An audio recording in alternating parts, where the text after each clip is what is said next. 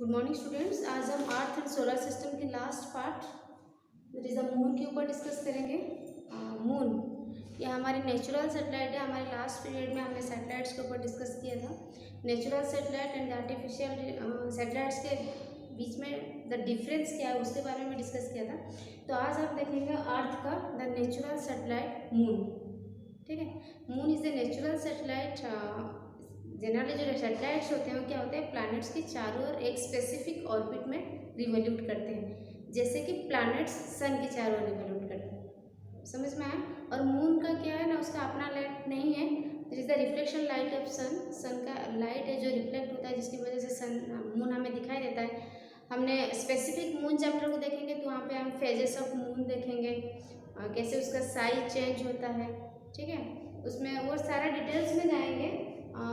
लेकिन आज हम देखेंगे just what is moon. Moon is the natural satellite of the earth.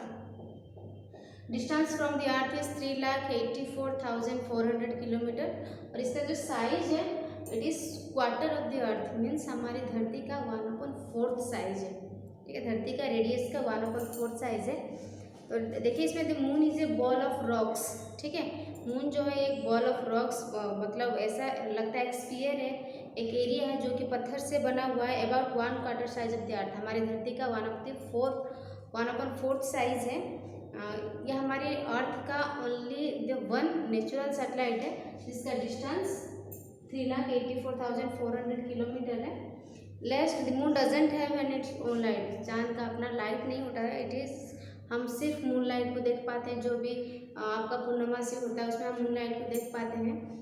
It is due to the reflection light of sun. ठीक है, इसके बाद देखेंगे हम the surface of moons. Moon की सरफेस कैसे होता है। बचपन में हमने बहुत सारा कहानियाँ सुना है, जैसे दादा बोलते हैं कि शायद खरगोश है जो हमें ब्लैक कलर का दिखता है। बहुत सारा स्टोरीज है, जब बच्चा रोता है तो उसको वो कहानी सुनाई दी जाती है। लेकिन एक्चुअली क्या होता है, सरफेस ऑफ मून मीन्स क्या है, हमारे जो चट्टान होता है चांद का, तो वहाँ पे जनरली सरफेस प्लेन नहीं होता, इट इज़ इवन, मतलब उबड़ खाबड़ होता है, made up of generally uneven होता है and rough. Uneven and rough होता है, उबड़ खाबड़ होता है, प्लेन नहीं होता। It is flat black pans, high mountains and thousand of big and round holes called क्रैटर्स।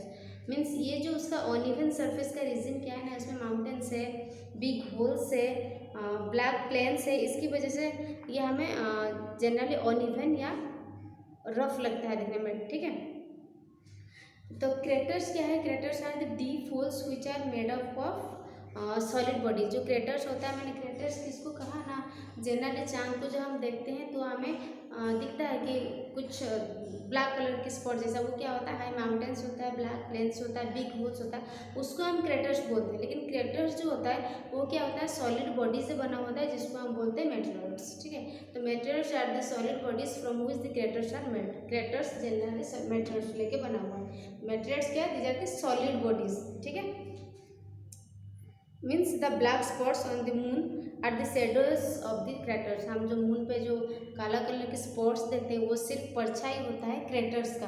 Craters means जो आपका बड़े बड़े गड्ढे होते हैं, पहाड़ होते हैं, ब्लैक प्लेन्स होते हैं, ये सब की परछाई जो हमें ब्लैक कलर की दिखता है। तो आज तक हमने जितने भी मेटेरियल्स का डिस्कवर किया है उसमें से क्रेटर्स का डिस्कवर किया है, हमारे जो एस्ट्रोनॉट्स ने जितने भी क्रेटर्स का डिस्कवर किया है उसमें से सबसे बड़ा क्रेटर्स आपका यूएसए में है, जिसका नाम है Arizona. Arizona the biggest crater, the biggest crater in USA is Arizona. Arizona is the biggest crater in the USA. तो जितने भी साइंटिस्ट एस्ट्रोनॉट्स हमारे स्पेस में जाते हैं वो आते टाइम कुछ सैंपल लेके आते हैं। द रॉक्स जो भी वो लेके आते हैं उसको बाद में एनालाइज किया जाता है, तो उसमें से ये पता चलता है the surface of the moon is covered with dark grey dust. ठीक है, जब एस्ट्रोनॉट्स मून पे जाते हैं जो भी रॉक्स लेके आते हैं उसको बाद में एनालाइजेशन के बाद ये पता चलता है कि मून का सरफेस जो है वो ग्रे कलर डस्ट से भरा हुआ है। ठीक है, तो अगर हमारे पास शॉर्ट नोट्स आया राइट अबाउट मून, तो हम क्या लिखेंगे, moon is the only natural satellite of earth. It is 3,84,400 kilometre from earth. Its weight is 1/4 of the earth. Earth की वेट से इसका वजन 1/4 साइज है। इट हैज़ नो लाइट, इसका अपना कोई लाइट नहीं। It is the reflection of light of sun. The then हम इसका सरफेस के ऊपर डिस्कस करेंगे। This surface is rough and uneven, बिल्कुल उबड़ खाबड़ है, प्लेन नहीं है। Due to the presence of craters, craters क्या है, black plains, big mountains and big big holes, ये सब होगा। इसके बाद craters are made up of rock solid bodies, जो क्रेटर्स होते हैं सॉलिड बॉडीज से बना होता है, जिसको हम मेटेरोइड्स बोलते हैं। आज तक एस्ट्रोनॉट्स ने जितने भी क्रेटर्स डिस्कवर किए हैं, इन्वेंट किए, उसमें से बिगेस्ट क्रेटर आपका हो गया एरिजोना, जो आपके यूएसए में है, ठीक है। देन एस्ट्रोनॉट जितने भी ऊपर गए हैं और जो भी रॉक्स वहाँ पे कलेक्ट करके लाए, इसमें से हमें ये पता चलता है मून का सरफेस जनरली ग्रे कलर की डस्ट से भरा हुआ है। समझ में आया, क्लियर। देन हम देखेंगे the conditions of the moon. Moon का कंडीशंस क्या है, there is no atmosphere of the moon, moon का कोई एटमॉस्फेयर नहीं होता। दैट मीन्स वहाँ पे ग्रेविटी भी जीरो होगा, एटमॉस्फेयर नहीं होता एयर के प्रेजेंस से। And so there is no winds, no clouds, no rain, means weather changes नहीं होता। वेदर चेंजेस सिर्फ in the presence of air होता है। एटमॉस्फेयर की कमी की वजह से वहाँ पे वेदर की चेंजेस नहीं होता। ड्यूरिंग द डे, दिन में क्या होता है, the temperature of the moon is about 100 degree centigrade, ठीक है। दिन में वहाँ पे टेम्परेचर 100 डिग्री हो जाता है और रात में इसका टेम्परेचर -150 डिग्री हो जाता है इन मून, ठीक है। क्यों ना, due to the presence of, due to the absence of atmosphere, ठीक है। If you were to beat a drum, अगर हम यहाँ पे कुछ ड्रम करेंगे, कुछ बहुत बड़ा लाउड स्पीकर ऑन करेंगे, तो हमें साउंड सुनाई नहीं देगा, क्योंकि हम कोई भी चीज़ कैसे सुनते हैं। सपोज मैं बात कर रहा हूँ, आप सुन पा रहे हैं, क्योंकि हमारे बीच में एयर है, हवा है। जब मैं बात करती हूँ, एयर मॉलिक्यूल्स के साथ टक्कर होकर उसके ऊपर वाइब्रेशंस होता है। सपोज, ठीक है, यहाँ पे कोई बात कर रहा है और यहाँ पे कोई सुन रहा है उस चीज़ को, कैसे होता है ना, in between them air particles है। जब हम बात करते हैं, एयर पार्टिकल्स का वाइब्रेशन शुरू हो जाता है, ये वेव्स, ठीक है, जो हमारे कान में पड़ता है, वहाँ पे ईयर ड्रम है, तभी हमें सुनाई देता है। बट मून में क्या होता है, प्रेजेंस एब्सेंस ऑफ एयर होता है, जिसकी वजह से वाइब्रेशन नहीं हो पाता, वेवलेंथ नहीं क्रिएट हो पाता, इसलिए कोई भी चीज़ हमें वहाँ पे सुनाई नहीं देता, ठीक है। दस यही रीजन है मून पे there is no life in the moon, ठीक है। The earth pulls, second point है, द अर्थ पुल्स एवरीथिंग, हमारे जो अर्थ है ये सारा चीज़ को अपनी तरफ खींचता है, बट मून में ये पॉसिबल नहीं है। Sorry, the moon also pulls all the things towards itself but the force of gravity, लेकिन वहाँ की जो ग्रेविटी है हमारी कंपेयर टू अर्थ ये बहुत ही कम है। इट इज़ ओनली अबाउट 1/6, ये सिर्फ हमारी धरती का 1/6 पार्ट है, जिसलिए हम क्या करते हैं, हमारी वेट वहाँ पे जहाँ जो भी होता है, हम अगर मून पे जाएंगे हमारी वेट वहाँ पे 1/6 हो जाएगी, क्योंकि वहाँ पे ग्रेविटी धरती की ग्रेविटी का 1/6 है, ठीक है। तो एटमॉस्फेयर की बात करें, एटमॉस्फेयर 0, ग्रेविटी की बात करें, अर्थ की ग्रेविटी का ये 1/6 पार्ट है, ठीक है। इसलिए that means if you can jump, अगर हम यहाँ पे अर्थ में 1 मीटर तक जंप कर पा रहे हैं, ठीक है, तो वहाँ पे 1/6 मीटर तक ओनली जंप कर पाएंगे, क्योंकि ग्रेविटी उसका क्या है 1/6 है कंपेयर टू अर्थ। इसके बाद हो गया आपका लैंडिंग ऑन द मून। जितने भी हमारे स्पेस गया है, एस्ट्रोनॉट्स गया, उनका लैंडिंग मून में कैसे होता है, ठीक है। अमेरिकन स्पेसक्राफ्ट अपोलो 11, मैंने कहा था हमारी जब एक क्रेडिट आता है कि कौन है नेचुरल सैटेलाइट भेजने वाला पहला देश, तो कहीं ना कहीं हम उसको, रसिया ने स्पुतनिक 1 को पहले लॉन्च किया था, लेकिन वहाँ पे सक्सेसफुली लैंड नहीं हो पाया था। 13 साल के बाद जब यूएसए ने उसको भेजा तो सक्सेसफुली लैंड किया था, जिसका रोबोट का नाम था आपका सटर्न 5। इसलिए अपोलो 11 को is the first successfully launched satellite के तौर पे कंसीडर किया जाता है। बट रसिया ने सबसे पहले भेजा था, जो कि था आपका स्पुतनिक 1, लेकिन वो सक्सेसफुली लैंड नहीं कर पाया। समझ में आया।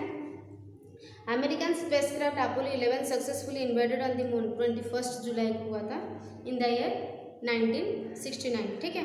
नील Armstrong became the first person to step on the moon surface.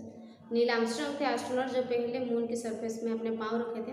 Due to the absence of air, हवा की कमी की वजह से आज भी वो फुटप्रिंट्स है, ठीक है।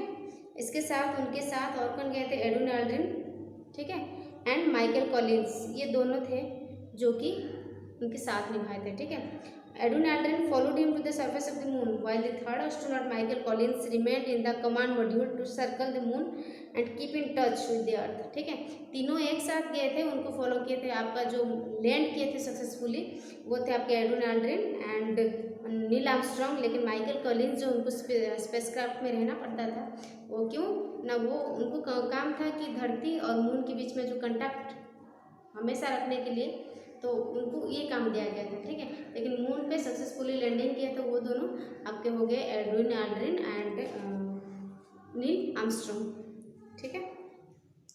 The rock samples brought by the astronauts have given scientists a lot of information about the moon. जो भी ये तीनों साइंटिस्ट गए थे, आपका Neil Armstrong, Edwin Aldrin and Michael Collins, जो भी रॉक सैंपल्स लेके आए उसमें से हमें बहुत सारी चीज़ें देखने को मिला है, ठीक है। तो ये हो गया आपका लैंडिंग और हमने डिस्कस किया about moon, conditions of moon.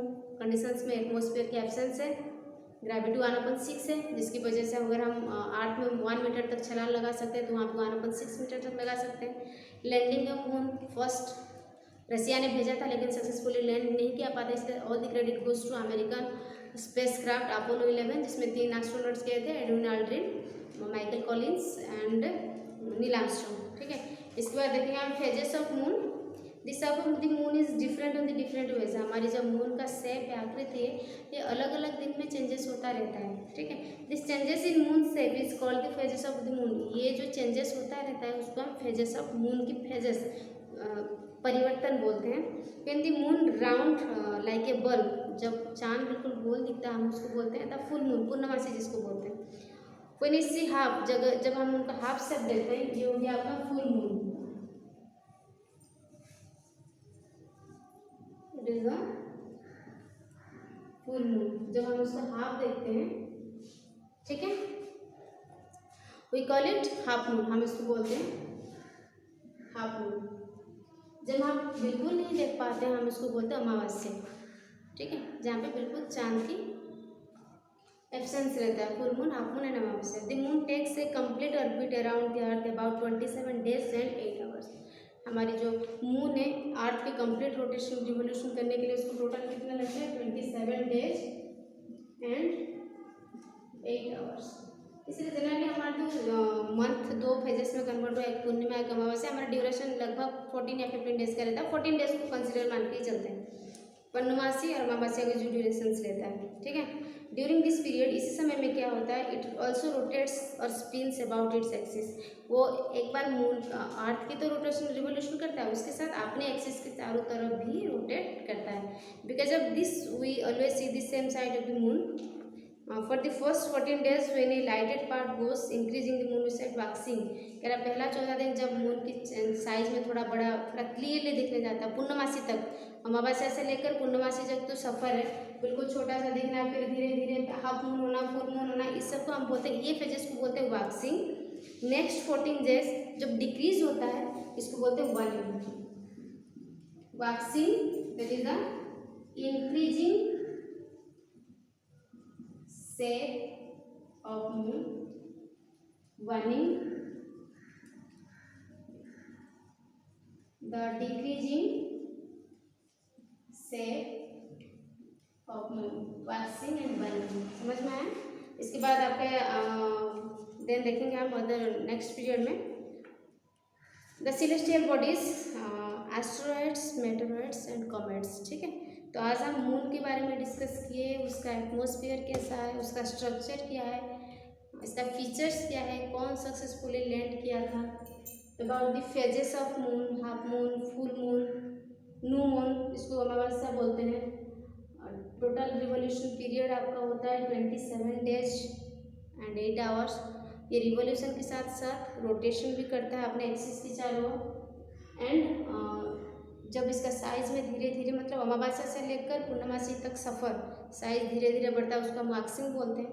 और अमावस्या से लेकर सॉरी पूर्णमासी में लेकर अमावस्या तक सफ़र में धीरे धीरे साइज का डिक्रीज होना, उसको हम वार्निंग बोलते हैं, ठीक है, क्लियर। नेक्स्ट पीरियड में हम other celestial bodies, asteroids, meteoroids के ऊपर डिस्कस करेंगे। Thank you.